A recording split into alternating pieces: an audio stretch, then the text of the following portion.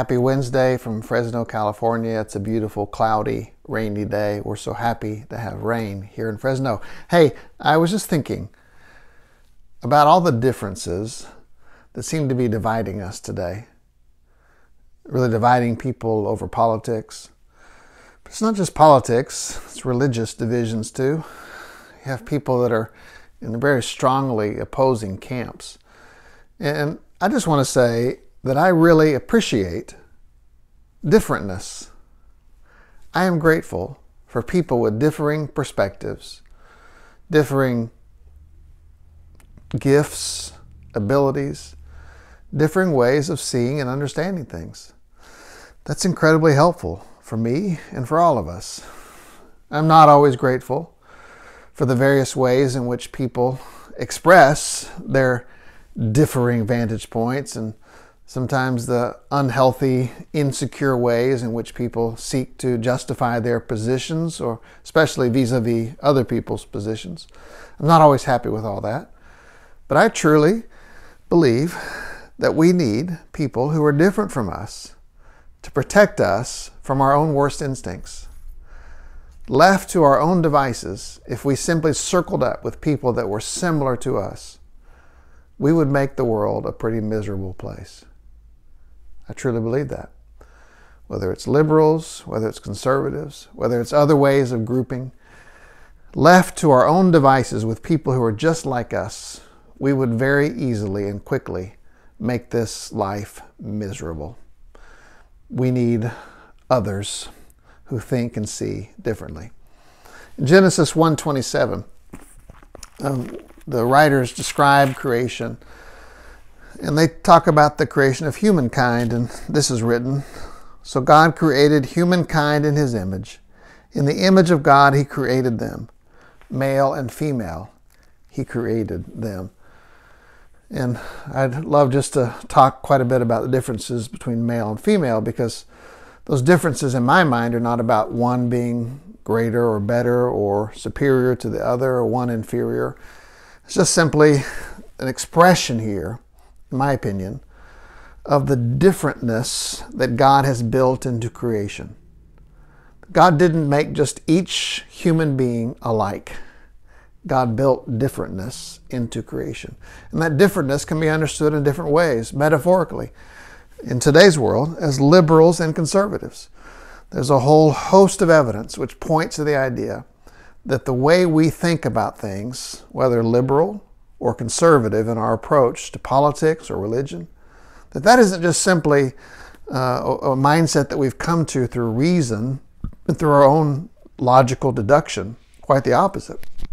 These are gut feelings that are programmed into us as individuals.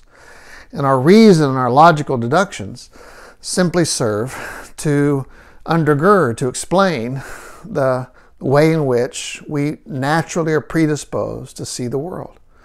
So what I'm saying, suggesting, and I'm talking and writing about this in other settings, more complex, more detail, but I'm suggesting that those who see things through a liberal or conservative lens haven't just simply gotten there by being smart or by being dumb. They've gotten there because they have these certain impulses within themselves that have led them to these positions in life. And yes, experiences, yes, our education, yes, the people we're around affect those or maybe harden those ways of thinking. But I'm saying that God has made us to see and to understand reality. He's made us with different-ness, not sameness. Why do we need people who see things differently? Well, back to Genesis 1:27.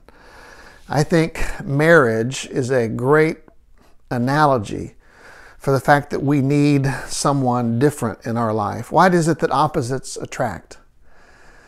It's because we know within us that we need someone not to complete us, but someone to complement us, to certainly nestle in those areas where we are strong so that we can supplement their weaknesses, and someone to come alongside us to bolster and help us in those areas where we personally are weak. We really do need people who are different. I'm just so grateful in my own life for the ways my wife pushes me, pulls me in directions that on my own I would not go. And thanks to her, I am a better person for those things that she does and we do together as a partnership. And the same for her. We complement one another. We help each other. We support one another. We do things differently. We see things differently. And together, we are much stronger than we would be as individuals. Our society really needs the different-ness that God has made us with. We need people who see things with deep compassion for the hurting and the broken.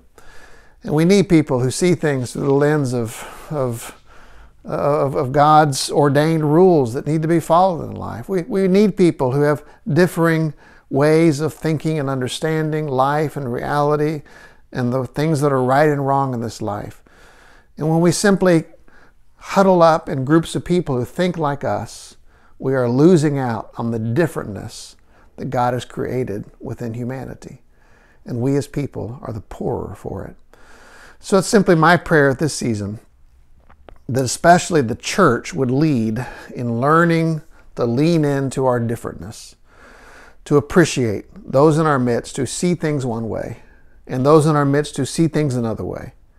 I'm not appreciative of the crazy things some people do to try to justify themselves, but I'm appreciative of the different ways of seeing things, because together we can see life as God has created it and the work God has given us to do. And we can truly march forward in a way that will bless not just us, but the entire world.